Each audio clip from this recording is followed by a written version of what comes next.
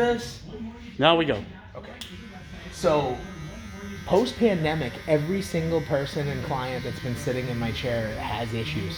And everybody's fucking upset at this point. Is it way worse since you've been learning and then become a doctor? Or is it kind of like everything the same of what you've been doing? Have you noticed people are more depressed right now? Oh yeah, 100%. Yeah. Oh yeah. Do you prescribe a lot of drugs? No, I'm not licensed to do that. Oh, that's right. I'm an asshole. Oh, Okay. okay. I always know that within those two, one can, one can't, and I always have to do that. Yeah, I know. But it's been like, is it walking people off of ledges every day?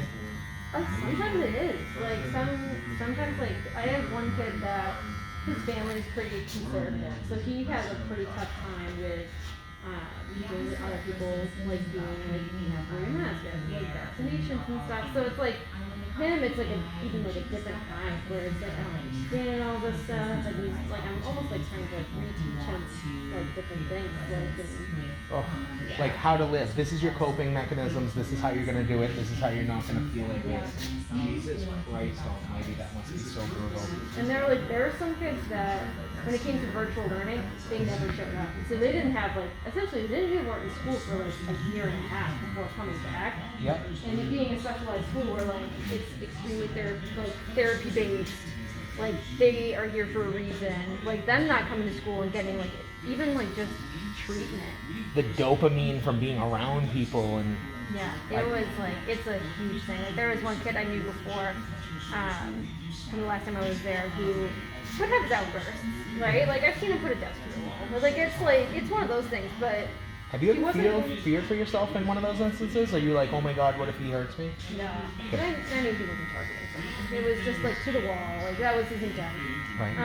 But it wasn't common. Like those things, like there were reasons he was doing that, and like we kind of knew why and like that kind of stuff. Like we saw it wasn't Right. And they have enough respect for you and your position that they're not trying to hurt you. They're just lashing out. Yeah. That's good. But then like now I'm seeing like all of these like crisis notes for this kid. Just like he was gone for a year and a half. He was a little more lower functioning, and now he's just trying to walk out of school every day. Like completely different. And he's like, who's gonna stop me? What's gonna happen? Yeah. Like there are some kids that know that we won't touch them if they try to spit on people. So it's just like if we're like some of the people need to be in like hazmat suits trying to deal with some of these kids because they know that like spitting's like even worse of a thing to do now. Right, it's an assault. Right. So like Oh, that's so brutal. And especially I know that you're like a beautiful empath person trying to help people, that must be so rough to absorb all that. Do you see a therapist since you've been working like more? I haven't yet. I have been thinking of doing it. It's just like with school and like being a New Hampshire, it was not gonna work out, but She wants a lot to Yeah, well, Yeah. that's all Tiffany and I have too, and it's a weird thing. So my 20-year-old daughter is in hair school, and she wants to follow, in dad's footsteps, which is the most beautiful, awesome thing in the world.